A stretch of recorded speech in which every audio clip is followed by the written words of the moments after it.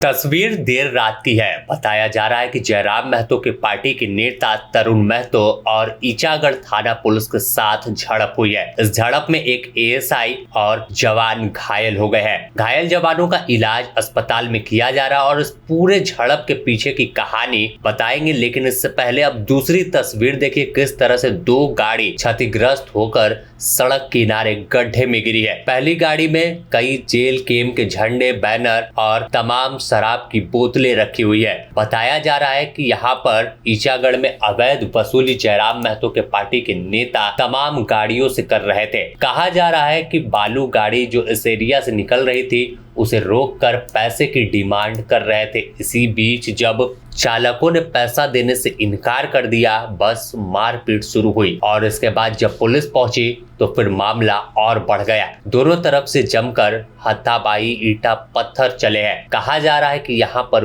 गोलीबारी भी हुई है। हालांकि इसकी कोई आधिकारिक पुष्टि नहीं है, लेकिन सवाल अपने आप में खड़ा है कि अगर अवैध वसूली हो रही थी तो ऐसे समय में बालू गाड़ी से अवैध वसूली का मामला तुल पकड़ रहा है जब राज्य में बालू पर पूर्णतः रोक है, तो आखिर किसके सह पर नदी से बालू निकाल कर ले जाया जा रहा था। आखिर वह जब गाड़ियों से वसूली हो रही थी, पुलिस मौके पर पहुंची तो फिर वह गाड़ी कहां चली गई। आखिर बालू लोड हाईवा कहां गायब हो गई।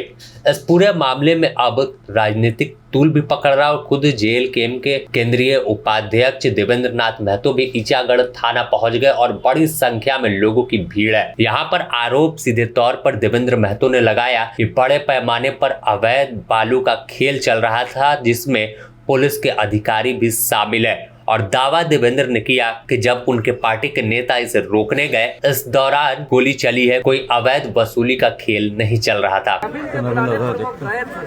और जाने के बाद बालू माफिया पहुंचे, प्रशासन पहुंची, वहाँ फायरिंग हुआ। तो फायरिंग का आदेश कौन दिया? और फायरिंग हुआ तो इसका जांच होना चाहिए कि फायरिंग क्यों हो गया। माने कोई एक तो गैर कानूनी काम करेगा, काला बाजारी का काम करेगा और ऊपर से सीनाजोरी और दादागिरी और फायरिंग का काम करेगा, तो ये माफिया से थाना नहीं चलता है और माफिया और गैर कानूनी से दुनिया नहीं चलता है।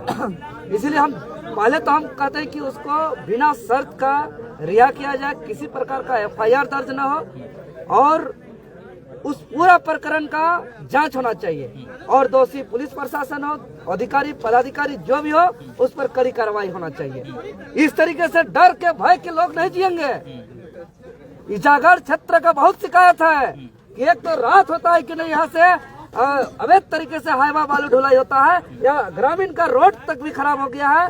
यहाँ चलने के लिए स्थिति ठीक नहीं है रोड, और ग्रामीण जब परेशानी में है, उसे निजात चाहते हैं तो आप उस पर लाठीचार्ज कर रहे हैं, आप उस पर कार्रवाई कर रहे हैं, तो ये सब नहीं चलेगा। हम लोग अभी आए हैं, अभी देख रहे हैं स्थिति परिस्थिति। हम सुबह से हम लोग लगातार वार्तालाप कर रहे हैं, लेकिन हमारा मांग है उसको रिहाई किया जाए, बिना शर्त रिहाई किया जाए और उन पर जो भी चोट लगा हुआ है, जैसे हमको जानकारी मिल रहा है, उस पर ट्रीटमेंट किया जाए। भी किया गया है, क्या कहिए? क्या लोहन भी किया गया, तो वही चीज बोल रहे हैं, ये किया है तो जांच होना चाहिए। कोई मार किसी को नहीं सकते हैं, यह कानून है, संविधान है, और कानून और संविधान किसी को कहीं मारने का इजाजत नहीं देता है। थाना भी है, या डीएसपी हो, एसपी हो, एसएसपी हो, आईजी हो, डीआईजी हो, वो खुद बहुत बड़ा वहाँ अपने आप में लाट साहब नहीं है। कानून के अंतर्गत सबका एक दायरा है, सबका एक कानून के तहत सबको काम करना है। कानून का राज होना चाहिए, कानून के द्वारा राज नहीं। लेकिन ईचागढ़ में कानून का राज नहीं है। कानून अल्लाह का हाईवा चलेगा, गैर कानूनी है फिर भी, लेकिन अगर दूसरा कोई गांव का आम आदमी ट्रैक्टर चलाएगा तो उसको हम पकड़ेंगे। मैंने एक आम आदमी का ट्रैक्टर चलने नहीं देंगे, उसको हम पकड़ेंगे, उसको फाइन करेंगे, लेकिन हाईवा को हम संरक्षण देकर चलाएंगे। तो ये कानून का राज नहीं है, कानून के द्वारा राज है। कानून का राज मतलब कि अगर गैर कानूनी है तो ट्रैक्टर वालों के लिए भी गैर कानूनी है, हाईवा वालों के लिए भी गैर कानूनी है, सबके लिए गैर कानूनी है।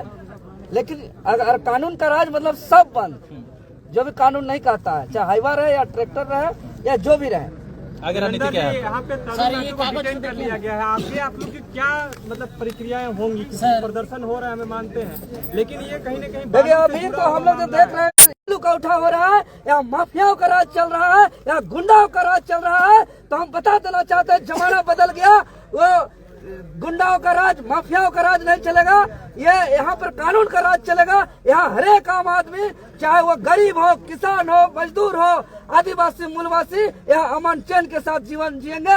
यहाँ ऐलान करते हैं कि एक भी अवैध तरीके से हम बालू नहीं उठना चाहिए। आज अगर ये जड़ मारपीट का आया है, डिटेन का आया है, हंगामा का आया है, तो इसका मूल जोड़ है बालू उठाओ, गैर कानूनी बालू उठाओ। एक तरफ सिल्ली में दुनियादारी का बालू उठ रहा है, लगातार हम लोग आंदोलन कर रहे हैं, लेकिन सिल्ली का गुंडा माफिया लोग केस करता है, FIR करता है हम लोग पर। जो भी सिल्ली का चाहे क्या कबाड़ लिया, सिल्ली का जो भी माफिया लोग हम लोग पर केस किया, FIR किया, हम लोग आंदोलन को जारी रखे, आवाज को जारी रखे। आज ईचागढ़ से हम ऐलान करते हैं, खबरदार माफिया और संरक्षण देने वाले पुलिस प्रशासन।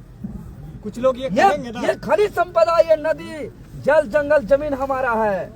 आप इस तरीके से गैर कानूनी काम करके पूरा कुचल नहीं सकते हैं झारखंडियों को, आदिवासी, मूलवासी, ग्रामीणों को। अब आर पार का लड़ाई होगा और एक भी तरफ फायरिंग करेगा और मारपीट करेगा। यहाँ दादागिरी करके रखा है अवैध कारोबारी लोग।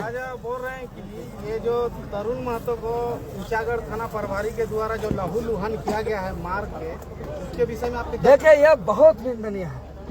अगर ऐसा हुआ है, उस पर तो पहले जांच होना चाहिए और जांच करने के बाद गलत करने वाले कोई भी हो, कोई भी अधिकारी हो, पदाधिकारी हो, उस पर कानूनन कार्रवाई होना चाहिए।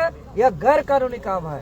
आप अगर कोई गैर कानूनी काम कर सकते हो, उसके लिए कानून है। और कानून के कटघरे में एक गलत करने वाले अगर आम आदमी भी आते हैं, तो गलत करने वाले पुलिस प्रशासन भी कानून के कटघरे में आएंगे।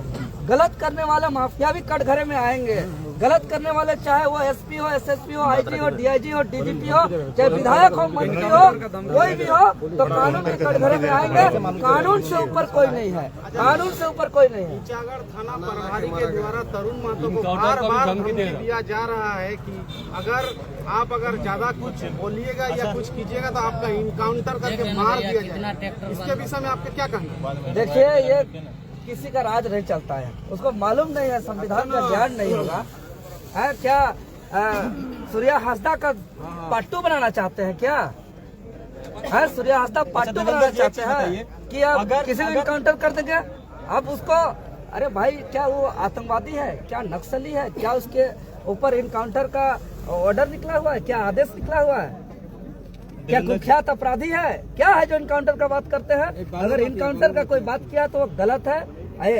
इस तरीके का बात बिल्कुल नहीं करना चाहिए। ऐसे बोलने वालों पर कानूनन कार्रवाई होना चाहिए, उस पर कड़ी से कड़ी सजा होनी चाहिए। फिलहाल अगर पूरे मामले में देखें तो जेल के नेता तरुण महतो और उनके समर्थकों को बताया जा रहा है कि हिरासत में लिया गया है। वहीं इस मौके पर पूरे मामले पर थाना प्रभारी ईचागढ़ विक्रमादित्य पांडे का कहना है कि मामला झड़प का था, जिसके बाद हिरासत में लिया गया है। गाड़ियों में तोड़फोड़ की गई है, पुलिस के साथ मारपीट की है। इस वजह से आगे कागजी कार्रवाई की जाएगी और सीनियर अधिकारी मौके पर पहुंचकर पूरे मामले में निर्णय लेंगे। वहीं दूसरी तरफ अगर देखें तो इस पूरे प्रकरण को लेकर सवालों के घेरे में जयराम महतो की पार्टी भी है कि अगर अवैध खनन कर गिट्टी, बालू या जो भी तमाम खनन कर ले जाया जा रहा था, तो अवैध वसूली किस तरह से की जा रही थी, आखिर किस अधिकार से वह नेता अवैध वसूली करने पहुंचे थे। हालांकि इससे पहले भी एक तस्वीर सामने आई थी, कई बार आरोप लगा था कि कोयला गाड़ी से भी जयराम महतो की पार्टी के लोग पैसे की वसूली करते हैं। लेकिन अब ईचागढ़ में मामला तुल पकड़ रहा है, क्योंकि जिस तरह से बवाल मचा है, जिस तरह से हंगामा हुआ है, अपने आप में सवालों के घेरे में पुलिस से लेकर जयराम के पार्टी के नेता भी है कि आखिर कहानी क्या चल रही थी, आखिर खेल क्या हुआ, कैसे गोली चलने की बात सामने आ रही है और पूरा मामला क्या है।